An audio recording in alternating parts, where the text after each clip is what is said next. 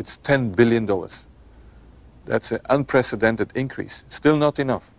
When that was created, the first thing Peter Piot said was that UNAIDS is an advocacy agency, pure and simple. And this was my first objective when I came into this job, and that was put it on the political agenda. He divested himself of all of the program aspects and the scientific aspects of AIDS. This is not a scientific issue.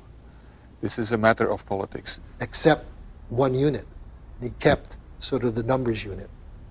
We are really doing a major disservice to say it is not as bad as it looks like, because actually it is much worse. 1 month after my interview with Dr. Piot, the Indian government slashed their estimates by nearly 60%. Shortly thereafter, UNAIDS acknowledged they'd been overestimating global HIV statistics for more than a decade. They've painted themselves into a corner, and now their house of numbers is falling apart. America is leading the fight against disease, and I call on you to double our initial commitment to fighting HIV/AIDS by approving an additional $30 billion over the next 5 years.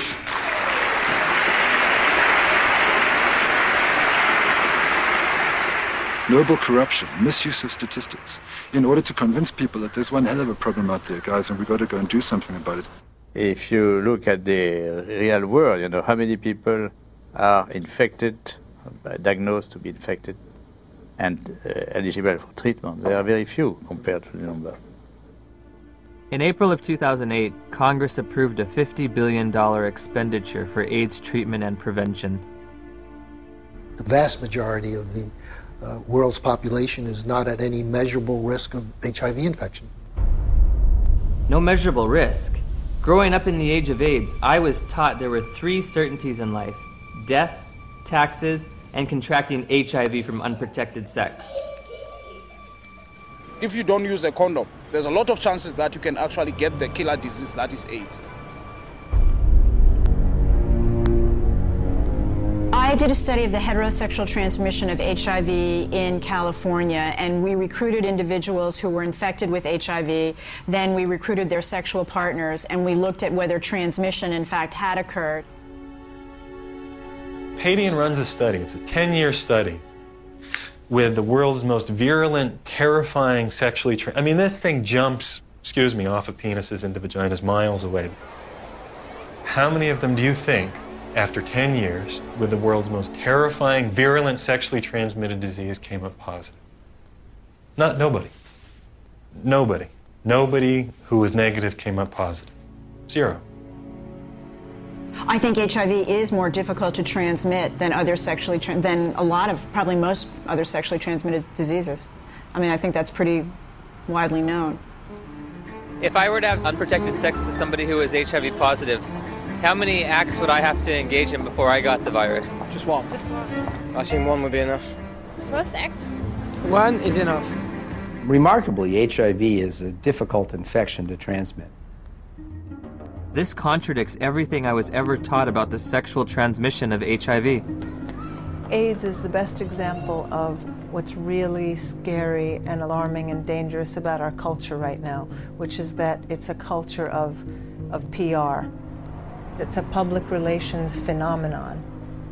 The truth doesn't matter. What matters is the image.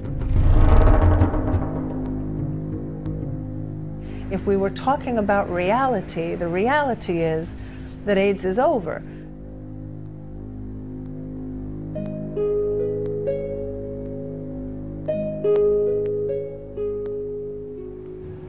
Somebody decided in the early 80s that there's this infection called HIV. And upon deciding that, I don't think it was debated enough. In 1983, Dr. Luc Montagnier and his team of researchers identified what they thought might be the cause of AIDS. I really was excited because we knew it was a new type of virus, not shown before in men, and very likely to be the cause of AIDS. Of course, at that time we didn't have the full proof what's the cause of AIDS. That initial work was rapidly reinforced by additional virology and serology studies in Bob Gallo's lab in Washington. Gallo got pushed by the Reagan administration that wanted to do something on AIDS finally. They literally told us to just close CDC's lab down. We don't care about it. There's a bunch of gays, who gives a shit? I mean, that was really their whole story.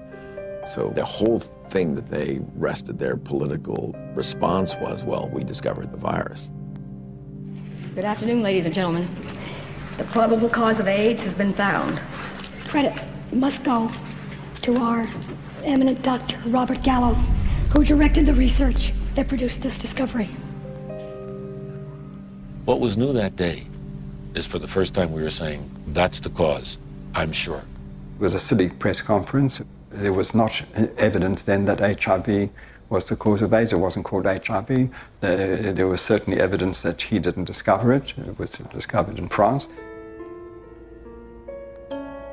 The conference was held before any of Robert Gallo's papers were published, therefore before any other scientists had a chance to review them and look at the evidence and see if he got it right or wrong.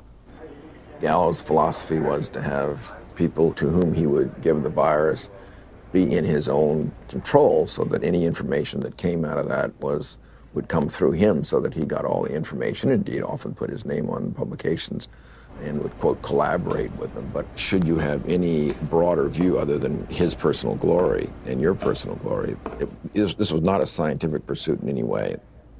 The U.S. Department of Health and Human Services decided from now on, we are only going to fund AIDS research that assumes that Robert Gallo's virus is the cause. I didn't think that HIV in 1984 was the cause of AIDS. That's why I did the study comparing gay men with Kaposi's and gay men with pneumocystis. I assumed there must be something else. If you go read my paper from 1985 that Kern and Jaffe would not sign on to, I actually lay out the cofactor hypothesis in that paper.